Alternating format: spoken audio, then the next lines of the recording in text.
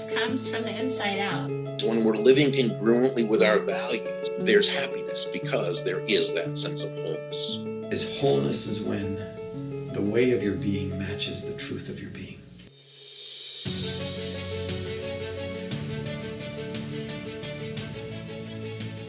In this episode, we are focusing on the Enneagram Type 1, the reformer, sometimes called the perfectionist or the visionary. If you are a Type 1, you'll want to listen up and you will learn much about yourself. And just so you know, as a bit of a warning, it might not feel great all of the time. We're notorious when working with an Enneagram to just feel like we're hearing nails on the chalkboard when we learn our type. That's one of the clues that you're in the right place. And I don't know why that's true. I think because a lot of times when the Enneagram is talked about, it's very negatively, and we kind of make fun in a way instead of learning. But that's why I always like to remind people with the Enneagram is that what will feel like nails on the chalkboard is actually the very clues and it just is a clear path in how to find better ways of feeling happiness and joy and success in your life. It's a roadmap. It's a literal roadmap. So calling on the reformer, we will reform those ways of thinking about nails on the chalkboard or feeling that way. We're going to reform it. So you can kind of see how this goes. So for Type 1s, listen up, hold on. It's going to be okay. You're awesome. What would we do without you? For the rest of us types, we will all recognize traits in this episode. But the Type 1 just takes them to an art form, makes an art form out of them. So that's the difference. I'm taking a lot of my information from the book Enneagram Empowerment, and I've got a link in the show notes, and it's an awesome one. She calls the Type 1 the visionary. I'm sticking with the reformer. That's what I've learned. That's how I was taught and trained. So I'm just going to use that. If you want to learn your type for free and get more information, go to michellewinkel.com/Enneagram. I have got a whole page dedicated to this, and I will even send you information about your type. So that is mechellewingle.com/Enneagram, or it's just one of the tabs. And you can go there, click on to take a test, come back, send me your results, and I'll send you some information out. So just to kind of get a feel for the Type 1s, there are some famous Type 1s I kind of want to talk about. Martha Stewart, Michelle Obama, Gandhi, Steve Jobs, Margaret Thatcher, Hillary Clinton. These, Kate Middleton is a Type 1, according to the internet. And I just want you to think about these people, Martha Stewart, Michelle Obama, Gandhi, Steve Jobs. When I think about their facial features, there's a similarity to them even. They have kind of a stoic look on their face versus, here's a Type 8. So just in comparison, listen to these types: Kamala Harris, Clint Eastwood, Winston Churchill, Aretha Franklin, Chelsea Handler. When I think of those, that I almost just, my forehead almost just crinkles into a little kind of a scowl. Type 8s are they're very power-minded. They struggle with some control. So you can see how those types, there's just this different even countenance about them versus, these people that are the Type 1s will stand up straight and they are serious and that type of thing. Just to kind of get a feel for these Type 1s, Type 1s are all about doing right and following the rules and that type of thing. Ones want to make themselves, other people, and the world around them better. They see the world not just for what it is, but what it could be.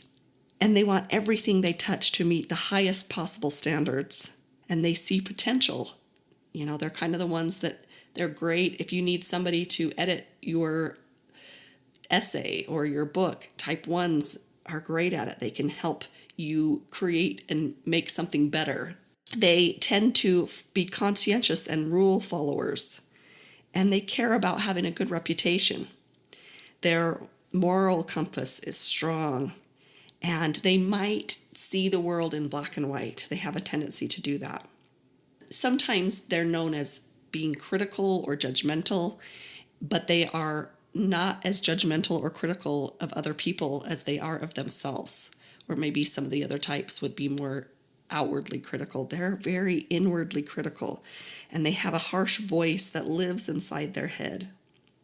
And it's constantly wanting them to do better and trying to level up and to obey and those type of things. They might struggle with perfectionism. In fact, some people call them the perfectionists. I don't like to call them that because that kind of makes it sound like it's negative, and that's not the point. The ones in their perfecting, that little piece of the pie perfects all of us. We need someone to stand up and say, we can do this better. We can do this better. Some of the Enneagram in the book, there's a page that talks about what these Enneagrams might say to themselves. And here's some quotes from type 1s. I am responsible and reliable. I have been called a perfectionist and told that I should loosen up. Another Enneagram type 1 would say, I make an effort to be kind and honest. I am really hard on myself and have a hard time letting go. I'm good at improving things, whether that's ideas, plans, events, designs, or even grammar. Sometimes I come across as judgmental or harsh. I give good advice. People can trust me to have a sensible opinion.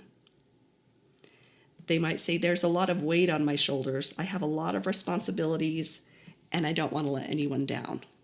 The motivations, what gives a type 1 motivation is to be well, to do well, and be in the right. They want to be respected, and they want to be good. Their key fears are like, I'm going to make a mistake. I might mess up. Something's wrong with me. I'm not good enough. These are some things that they will say. Their key obstacles: anger and resentment, irritation and maybe passive aggression, perfectionism and control. Here's the first place that we can stop and look at the Enneagram and how we can look to the different types and to ourselves for answers. So in I will mess up, in that feeling of I will mess up, the feeling is that we have to become this perfectionist and not mess up.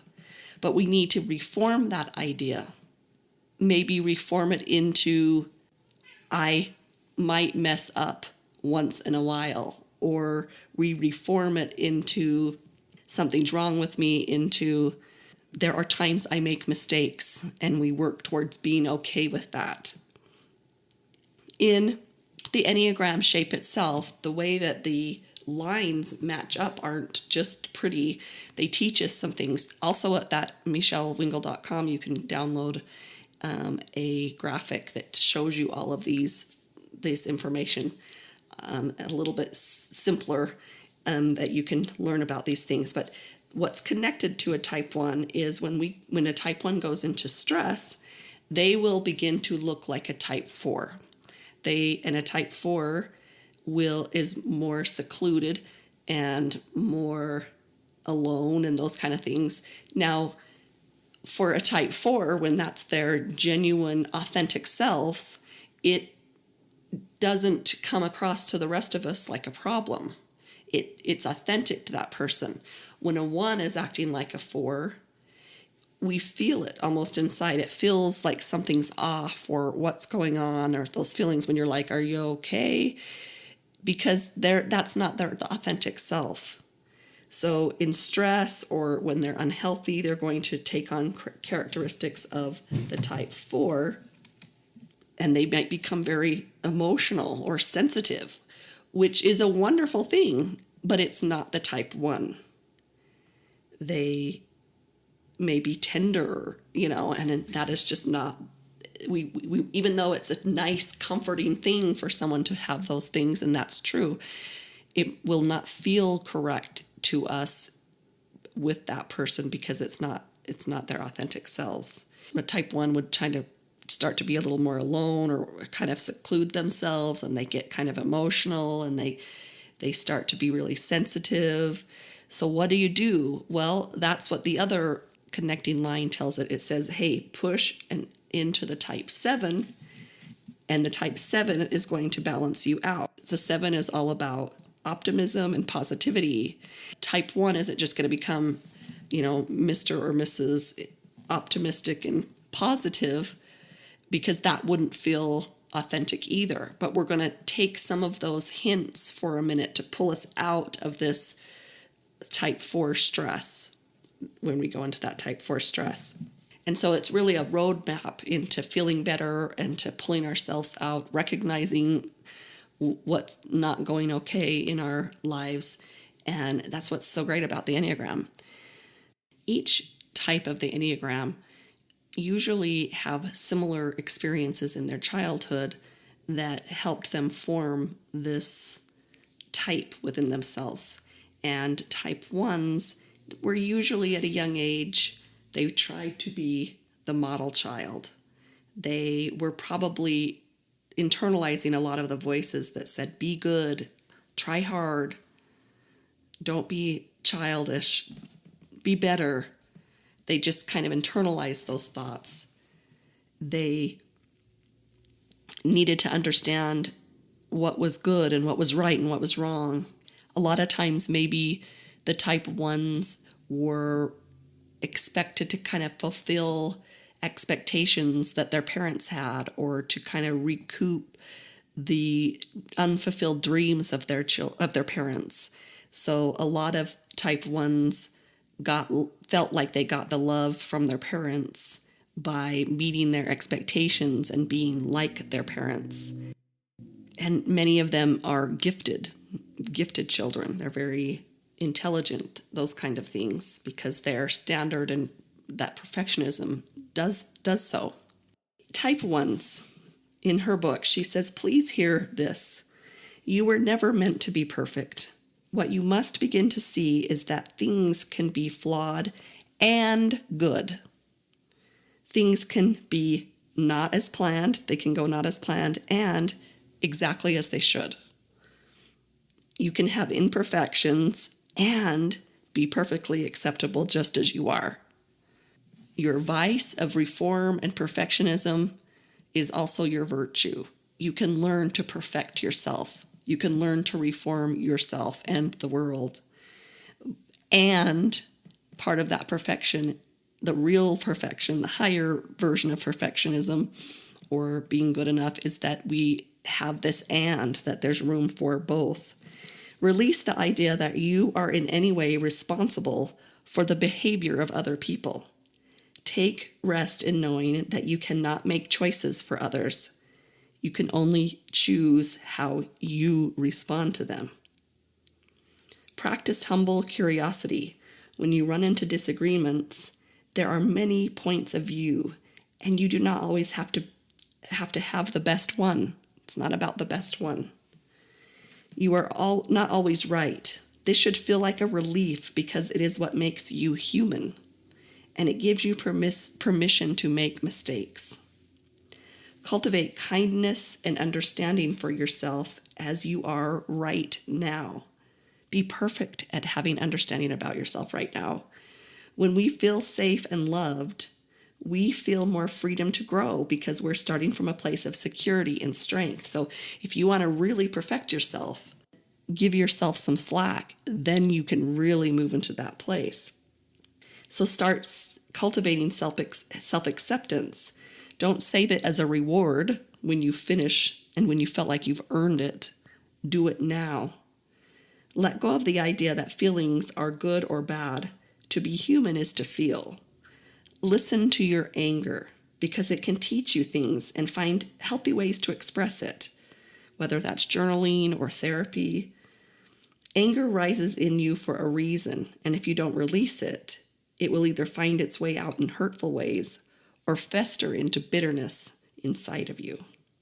Type 1s are triggered by imperfection or making a mistake or messing up. And when they do that, they have a tendency toward criticism, whether it's toward the self or toward others. But there are distinct strengths of a type 1. They have vision. They are very prudent. They understand justice. They have self-control. It's innate in them. They don't have to try. They are full of integrity. They are very organized. They're innovative, and they can focus. So you type 1s, help the rest of us learn those traits without judging us for not having those. Those are your strengths. And because they're not our strengths doesn't mean that we are flawed or imperfect. So back to the motivating fears of I will mess up, I'm not good enough, something's wrong with me.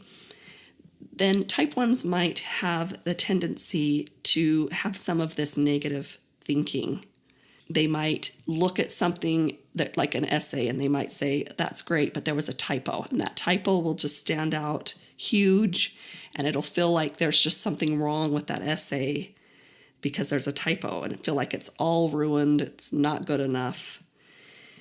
So an empowered way of looking in that is the essay had a flaw in it, like everything does, but most of it was great. I will see it for what it is, flawed and good. Another thinking that might happen was, I should eat healthier, which type 1s will have a lot of should statements. But an empowered thought might be, I haven't made it a priority to eat healthy, but I can choose to now if I want to in this moment. Either way, it's my choice. Another thought, I should know better by now. I'm such a failure. And they label themselves. I think we talked about in the last episode all of these negative thinking traps. But labeling themselves as I should know better. I am such a failure. I am this. The alternative thought to that was failing does not make me a failure. It makes me a human. This mistake is here to teach me something. I will learn from it and grow. So the important, empowering question for the type 1 is, how will I choose to define good enough right now? And know that I can redefine it in another space again. So this is, how will I choose to define good enough right now? And letting go, reforming the idea that we're going to have this certainty. Here's the formula. Here's what it looks like. We figured it out. And then we're done. That's an important question to ask yourselves constantly. In the book, Enneagram Empowerment, there's this section on self-care for each of the types, which I think is fascinating. And I want to take some time to do that. They talk about self-care in heart, body, and mind is how they put it. So heart is emotional, body, physical, mind, mental. So self-care for a type 1 would look like in the heart. Some ideas are to watch a comedy show, read a funny book, or call a friend who makes you laugh. Play games that you enjoyed as a child. When you feel frustrated with yourself, speak to yourself as if you were speaking to a friend, if they were in your shoes.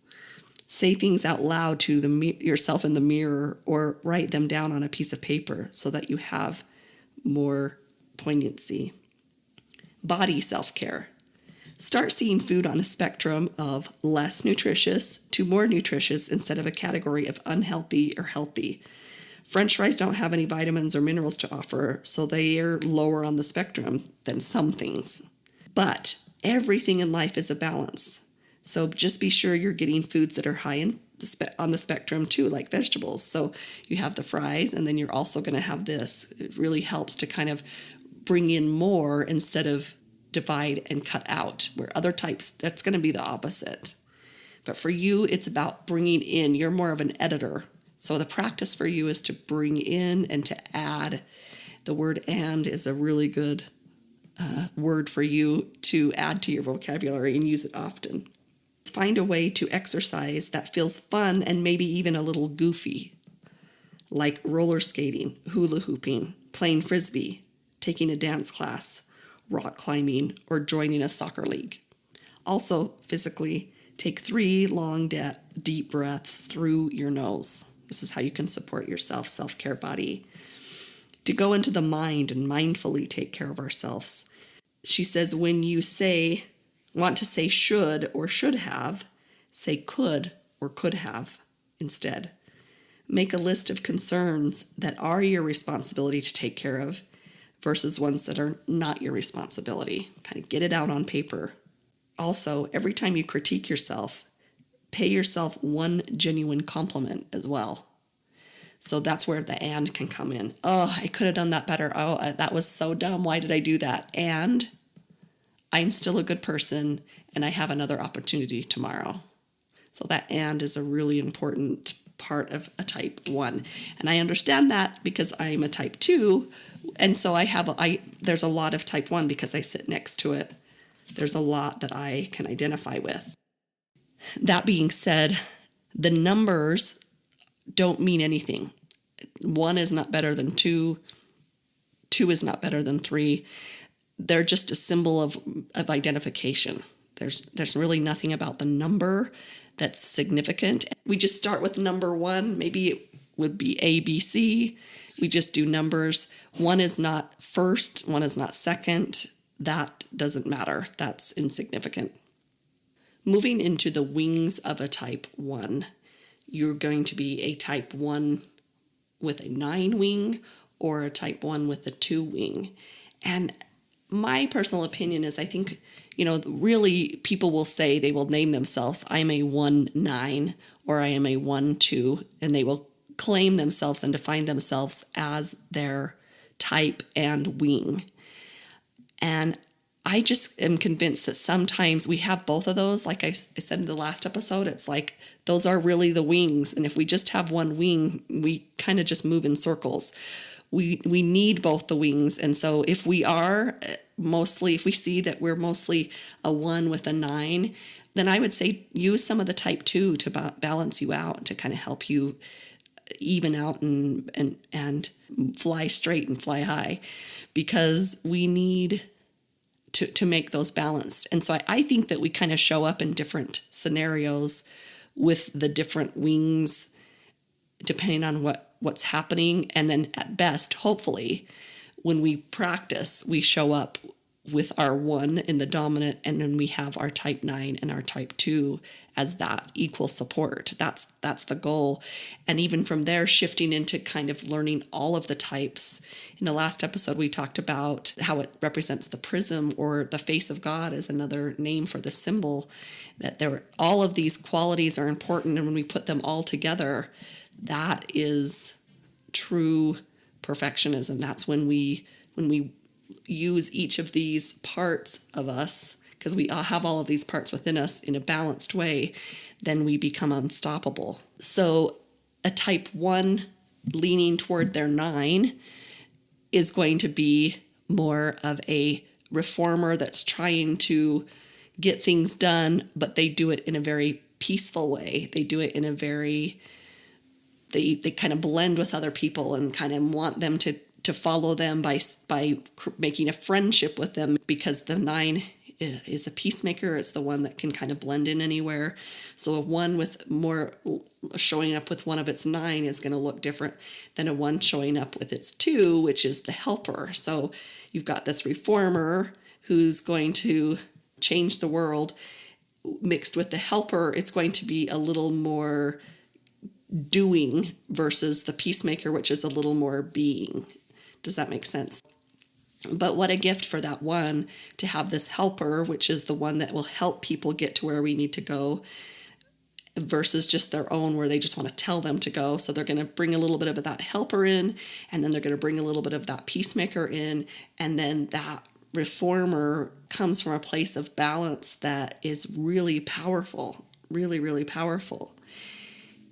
And interesting thing about these Enneagram types is we have levels of development. So we might come in and be unhealthy. So you might see somebody and they're like, they're a type 1. They're not anything like that. Well, there's different levels of, people call them maybe levels of development. People call them healthy or unhealthy levels. There's redeemed. Sometimes in our lowest forms of ourselves, we're kind of this unhealthy level. Sometimes that will kind of be where we are more of the time. Our goal is to ascend and move into the healthy levels, or the places where we show up at our best. So just some examples of those are, unhealthy 1 would maybe be highly dogmatic. They would just say, this is right, this is wrong. They'd be very self-righteous, maybe intolerant or inflexible. They're very absolute. They are the only ones that know, they understand the truth, and they know the truth, and that's it. And when somebody else doesn't agree with them, they are wrong. They may criticize other people harshly or judge them harshly, and they might rationalize their own harshness as being because it's right, it's justified. They can be cruel, and they can be severe. Unhealthy type 1 maybe would have a breakdown or likely a suicide attempt because they're so stuck in that perfection or that need to be, for everything to be a certain way, that it stunts them and stops them. They might be obsessive compulsive because they can't handle things unless everything's just right. Okay, that's the type. Those are unhealthy levels of type 1. The average level, just we show up and do our thing. They might come across as very picky and then judgmental and opinionated, and they might kind of correct people or nag people. Maybe they will be very impatient. Maybe at a little more healthy stage, they might be afraid of making mistakes, so they might not be able to make any choices. Just coming in an average, or I call it, the lower end, I call it like an egoic form, and then I call it on autopilot. When we're just kind of on autopilot, we're not trying, then we might get stuck, or the type 1 would be stuck and kind of need to keep everything very rigid and be very compulsive about things. Maybe they would be a workaholic. They might become idealists, or this idea that it's not good enough until it reaches a certain point of view, which again, just to recognize type 1s, that other people don't struggle with that. The other types don't struggle with that the way you do. We don't think there needs to be a certain way. That's not how we kind of roll. But our goal is to get to an enlightened version of ourselves. And for the type 1 reformer, at their best, okay, so this is at their best, they become principled and fair. They are ethical. Their primary values are truth and justice. They have a sense of responsibility. So instead of just criticizing everybody for not doing it right, they have maybe an enlightened or a healthy level of type 1 will actually go in and have responsibility to say, hey, we need to work on this. I'm here to do what I got to do to make it better. They'll have a sense of right and wrong, but they are willing to do the work to get everybody there. Enlightened type 1 will have very strong values, and they will be very moral. They will be reasonable, but they will be moderate in things. They will learn moderation. And at their best, they will become extraordinarily wise and discerning. They accept what is, and they can know the best action in each moment because they edit out the things that are imperfect, but we're doing it in this enlightened way. They can be very humane, inspiring, and hopeful. Type 1s are a gift to the rest of us. They bring an understanding of where the human race can go, where potential lies, and you help us be better and create better ways of living and being, and you're willing to stand up for those and put your work where it needs to be to get us there in this enlightened state. So the last thing that I want to talk about with the Enneagram is just how the Enneagram will interact with the other types. When the type 1 is interacting with the type 2, they might see, now this might be more negative and positive, I'll try and think about both, but a reformer will look at a type 2 as just helping out. What's the point? What are you doing?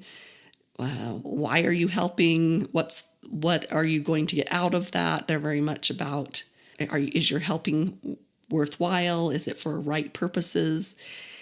A type 1 and working with a type 3 are very similar in that they have a discipline to them. So a type 1 and a type 3 have that in common, that discipline, that wanting to achieve things. A type 1 has that as well. A type 1 with a type 4, again, it moves into type 4 under stress. So a type 1 with a type 4, those two dynamics together, the 1 is probably going to look like they're more outgoing, more out in the world compared to the type 4. The 4 is going to look a little more quiet to themselves, and that's okay. A type 1 with a type 5, those two are going to be very much about debating logic. They're going to be very much about understanding each other and wanting to get into the nitpickies of things. A type 1 and a type 6. The type 1 is a reformer, and they're very loyal to their right and wrong. And a type 6 is kind of loyal first, and then they don't want to really change anyone else, where the reformer will want to change them. The 6 just kind of wants to go and be like the other person. So a 6 can follow right along underneath. Probably a type 1 might be more of a follower than a leader in that role. A type 1 is very much of a leader. The type 1 and the type 7 is going to be an interesting dynamic. The enthusiast, which is really where the type 1 goes for help, but they're going to see the type 7 as undisciplined and too optimistic and easygoing and that type of thing, and yet that's the very thing that they need to kind of lean into when they're in stress, kind of borrow some of those things for a little bit. And when I say move into these areas, for me, again, I'm a type 2, and I look for help in the type 4. So in that type 4, so where I'm always helping, I need to move into a place of maybe a little of isolation. And type 4s are very artistic. So when I'm feeling down and low, it's really valuable for me to create something. So whether that's a craft, or I bake something or make something or garden something, but I move into this creative place of building something creatively, which is very different from helping someone else. And it's very different than me, but it helps pull me out of my upset or anger that I might have going into my type 8. So a type 1 looking to those positivity and optimistic of a 7 enthusiast helps to pull them out of this isolation and emotional feelings that isn't themselves. We talked about that earlier. A type 1 and a type 8, the challenger, those are they're kind of going to be, I would say, the 1, the 3, and the 8. There's going to kind of be a challenge of who's in charge and who's the leader and who's the follower. And especially if there's the egoic versions of ourselves, that's going to be a little bit of friction there. And the 1, and then we talked about the 1 and the 9. those people, the reformer is going to kind of maybe look at the peacemaker and just kind of think that they're a little weak or that they take it easy, but they'll also both of them will identify with each other because they are next to each other on the Enneagram. So they kind of share some qualities, even though they're very different. The 1 and the 9 are very different, but they support each other beautifully. To wrap up, there's just to remember that the type 1 is part of the body triad, and the body triad we need to understand this. You will feel an impact physically in your body interacting with the world. So, and you might have more physical manifestations of your emotions or your thoughts. Or when someone's talking to you, you pay attention to those physical sensations in your body. They're teaching you something. You're also dealing with anger. There might be some deep-seated anger inside that wants to come out. And a reformer kind of keeps wanting to tamp that down in order to do the right thing or to be nice or to do it the way we're supposed to. And so a type 1 reformer, we've got to reform that idea and recognize that when we feel anger, what is it asking us to reform? If we're on the road and we get road rage, a type 1 would get a road rage, and there's that anger there. And instead of just shutting it down, not all the anger triad would do this, but the ones do. Instead of shutting that down, they're going to use that as a key. What's happening here? And chances are you're going to say, oh, well, there was an injustice. This guy just cut me off, and that's an injustice. That's what my anger was for. Instead of tamping it down, it's really important for type 1s to get curious about their body and the sensations that are going in and the anger and what that's trying to teach them. And finally, like we talked about in the last episode, the type 1s move toward others in being compliant. Where maybe the type 8 moves against other people. When I say that type 1 and type 8s are similar, the type 1 is going to move into, they're going to say, oh, let's go in and figure out what the problem is. Let's move into the situation and make it better. Someone's not doing okay. Let's go ask them what they need. It's more this energy of moving into, and is very different than maybe the other types. So that is type 1, the reformer. What would we do without you? How would we get through being the best that we could be without all the gifts that you have? Move away from negative thinking about needing to be right, needing to be good. Practice accepting that there's an and, that we make mistakes and we're good enough. Next time we will move into type 2 and kind of go over the same scenarios with the type 2. Again, you can download the graphic of the Enneagram. There's a link in the show notes. There's also to take the free Enneagram test and to buy the book that I'm using so much for these episodes. So we'll see you next time. Type 1 reformers, you're awesome. We invite you to the wholenessnetwork.com, where you'll find the Wholeness Library. Inside, you'll find tutorials, downloads, mini classes, and all sorts of streaming content for you on your wholeness journey.